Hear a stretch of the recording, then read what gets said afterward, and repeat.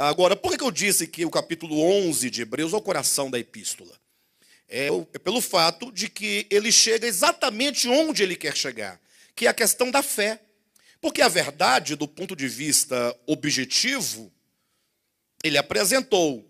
Agora, se não houver alguém que creia nesses fatos, que creia nestas verdades, com uma fé genuinamente orgânica e uma fé genuinamente cristã, uma fé genuinamente do Espírito, as verdades elas ficam apenas no plano dos conceitos. Então, a fé é o meio espiritual pelo qual nós nos apropriamos dessas verdades. A fé, como alguém já disse outra vez, é como se fosse o nosso sexto sentido.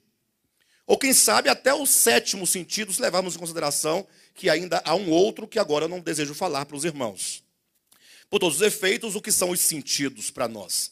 Nós conhecemos imediatamente 5 sentidos, que é a audição, ou seja, por meio da audição, eu não somente me relaciono com o mundo exterior a mim, como eu também eu percebo para dentro de mim este mundo externo, audição, visão, o tato,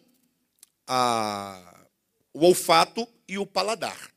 Ou seja, por meio desses 5 sentidos que todos nós conhecemos, nós apreendemos os fenômenos do mundo externo, o mundo exterior a nós.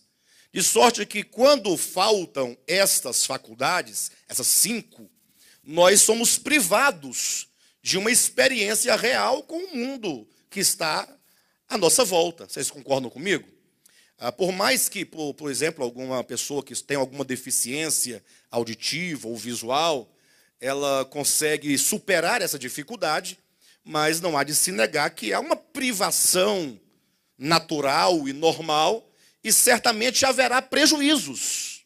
Por mais que haja a superação, uma pessoa que tem uma deficiência visual, por exemplo, ela pode superar essa sua deficiência usando um cão-guia, usando sei lá, qualquer tipo de tecnologia ou para poder ajudá-la nessa sua deficiência. Mas há prejuízos, não há de se negar esse fato. Agora imagine só se nós não tivéssemos esses 5 sentidos. Sem os 5 sentidos, como nós podemos ter uma experiência real do mundo externo? Não há como. Então, aqui o apóstolo está dizendo o seguinte, olha, todas as verdades tratadas até agora, elas são verdades eternas. Elas não são verdades temporais. O que isso significa? Significa que essas verdades eternas, elas estão no plano do espírito, ou no plano do mundo espiritual, que os 5 sentidos não conseguem apreender. Ou seja, eu não consigo ver, tocar, ouvir, sentir qualquer coisa espiritual com os meus sentidos físicos, com os meus sentidos sensoriais. Nesse sentido, o homem está privado dessas bênçãos espirituais. Não fosse um outro sentido espiritual, que é uma propriedade do espírito humano, que é a fé. Por isso, no capítulo 11, versículo 1, ele vai dizer que fé é a certeza, é a convicção, é o fundamento, é a substantificação de coisas que se não veem com os olhos naturais. Ora, se é a substantificação, aquilo que é espiritual pode ser agora, se torna agora tangível, mas não tangível para os sentidos físicos e sentidos sensoriais, mas para o sentido da fé.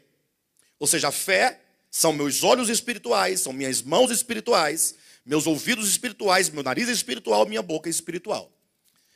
Por essa razão é que o apóstolo Paulo, em Romanos capítulo 1, versículo 9, ele faz a seguinte declaração: Deus a quem eu sirvo no meu espírito. Ou seja, Paulo tinha plena convicção que o serviço, e todo e qualquer serviço a Deus, se dá no espírito humano e não no corpo humano, ou por meio do corpo humano. Inclusive, em outro lugar, ele vai dizer, Atos capítulo 17, versículo 25, salvo engano, ele diz que Deus não pode ser servido por mãos humanas. Então se faz uma devida distinção entre não pode ser servido por mãos humanas e Deus a quem eu sirvo no meu espírito.